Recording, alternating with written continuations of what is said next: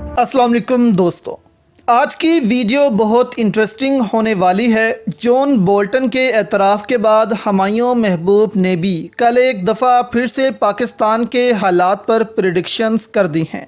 क्या होने जा रहा है शहबाज शरीफ के साथ और इमरान खान के बारे में क्या कहा उन्होंने, सब आपके सामने रखते हैं।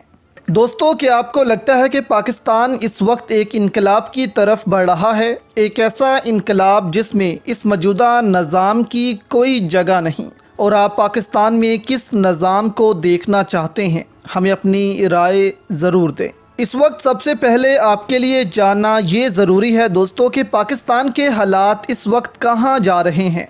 नून लीग को मालूम है कि वो ये इलेक्शंस नहीं जीत सकती, क्योंकि अगर उनको ये इलेक्शन जीतना है तो उनको बहुत ज़ोर लगाना पड़ेगा और फिर जो धांधली करनी पड़ेगी, और अगर कुछ गलत करते हैं तो फंस जाएंगे। और हुमायूं महबूब ने जो पेशगोई की है वो जल्दी पूरी हो सकती है। इस वक्त आपके सामने है कि इदारे भी इस वक्त ऐलान कर चुके हैं कि वो न्यूट्रल हैं, और आर्मी चीफ भी कह चुके हैं कि कोई भी कमांडर और ISI के अहलकार किसी भी सियासी जमात से कोई राब्ता ना करें और किसी भी सियासी लीडर से मुलाकात मत करें। इसके बाद नून लीग काफ़ी परेशान है कि अब ये इलेक्शन किस तरह जीता जाए। इसके हवाले से हुमायूं महबूब ने कल फिर से पेशगोई की है, वो आपके सामने रखते हैं। लेकिन पहले ये इम्पोर्टेंट खबर इसके साथ जोड़ते चलें कि नून लीग करने क्या जा रही है। पाकिस्तान तहरीके इंसाफ के रहनुमा मियाँ असलम इकबाल ने इल्ज़ाम आयद किया है कि नून लीगी वुज़रा लाहौर में CEO एजुकेशन को साथ मिलाकर प्रिजाइडिंग अफसरान को पैसों की लालच दे रहे हैं। सूबाई वज़ीर मियाँ असलम इकबाल ने अपने वीडियो बयान में कहा है कि मुस्लिम लीग नून ने गार्डन टाउन के अंदर इंतखाबी धांधली के लिए एक दफ्तर कायम किया है, जिसमें CEO एजुकेशन प्रिजाइडिंग अफसरान को नून लीग के इस दरबार में पेश करते हैं। उन्होंने मज़ीद कहा कि जो प्रिजाइडिंग अफसर इनके मुतालबात मानने को तैयार नहीं है, इन्हें तबादले और नताइज भुगतने की धमकियां दी जा रही हैं।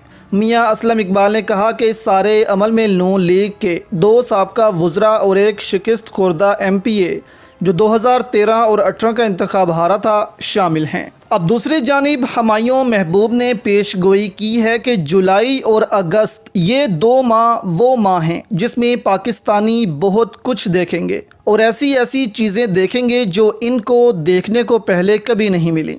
उन्होंने कहा कि ये 2 माह तो पूरी दुनिया के लिए ही बहुत अहम है। पूरी दुनिया में बहुत कुछ होने जा रहा है जो आज से कबल कभी नहीं हुआ, लेकिन पाकिस्तान में भी बहुत कुछ होने जा रहा है।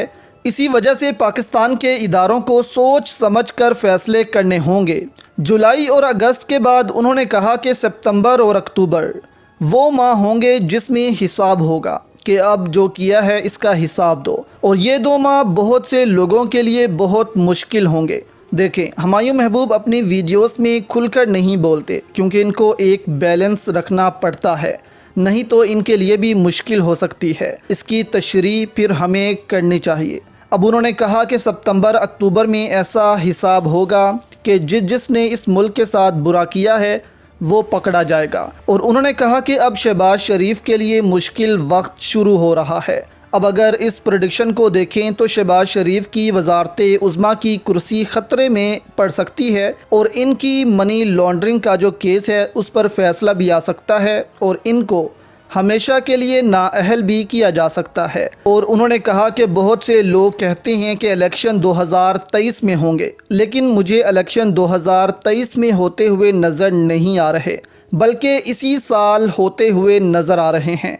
तो अब अगर हम इस तरफ देखें तो अक्टूबर या नवंबर में इलेक्शन हो जाने चाहिए। इमरान खान के बारे में उन्होंने कहा कि इमरान खान की मकबूलियत का ग्राफ अब नीचे नहीं आ सकता, वो एक लीडर बन चुके हैं। लेकिन उन्होंने ये नहीं बताया कि इमरान खान अगले वज़ीर आज़म होंगे या नहीं, इस पर बात नहीं की, क्योंकि फिर वही बात आ जाती है कि इन पर साइड्स लेने के इल्ज़ाम लगते हैं।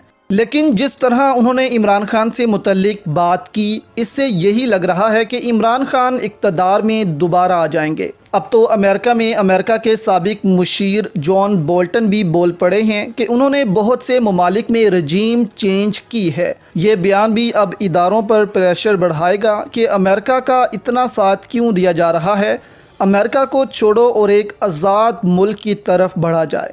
اور حالات اسی طرف بڑھتے دکھائی دے رہے ہیں دوستو، کیونکہ ہمایوں محبوب کہہ چکے ہیں کہ پاکستان کو اب ایک سائیڈ پر ہونا پڑے گا، یا تو پاکستان چین کے ساتھ کھڑا ہو سکتا ہے یا پھر امریکہ کے ساتھ، لیکن اب دونوں طرف پاکستان نہیں کھڑا ہوگا، یعنی کہ امریکہ کے ساتھ بھی پاکستان کھڑا رہے اور چین کے ساتھ بھی۔